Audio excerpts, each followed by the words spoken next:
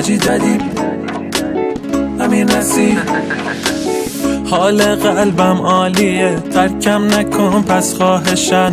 اون کیه که عکس توه، حتی رو صفحه لپتاپشم. با همه خوشگه با تو یه جور دیگه رفتارشم، چون تویی تنها دلیل این همه آرامشم. همه میگن تازگی ها دوستم نداری اندازه قبلا، با من بد تا نکن آخه توی دلیل گرمای قلبم. خستم از بحث و جدل، انگار شدم اسباب زحمت. تازگی ها دوستان میگن عشقت بهت شک داره حتما، شک داره حتما. باشه اصلا هر موقع خواستی بیا گوشیمو چک کن، قلب من مال توه، یکم این دیوونه فکر کن. من دلم میره شمارت وقتی میفته رو گوشیم، نگرانم که هوا سرد لباس گرم بپوشی. باشه اصلا هر موقع خواستی بیا گوشیمو چک کن، قلب من مال توه، یکم این دیوونه فکر کن.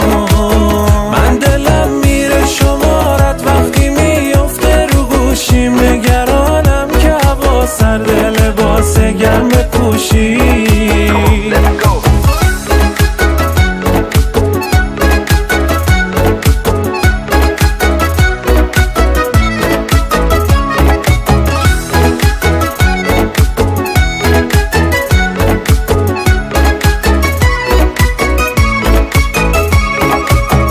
دیوونه و پابندتم، من عاشق لبخندتم. زندگی خرابه بی تو، رو کن دیوونگی تو. یه گوشه ای نشستی، چرا انقدر خراب و مستی؟ بی خیال فردا پاشو، ببین دنیا و قشنگیاشو.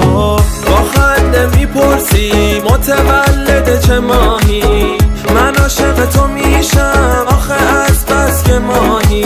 من که آخه به دنیای تار موی تو رو نمیدم، هر آدمی عاشق میشه، من عشق و با تو دیدم. باشه اصلا هر موقع خواستی بیا گوشیمو چک کن، قلب من مال توه، یکم این دیوونه فکر کن.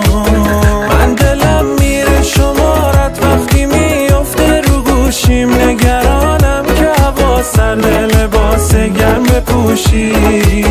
باشه اصلا هر موقع خواستی بیا گوشیمو چک کن، قلب من مال توه، یکم به این دیوونه فکر کن.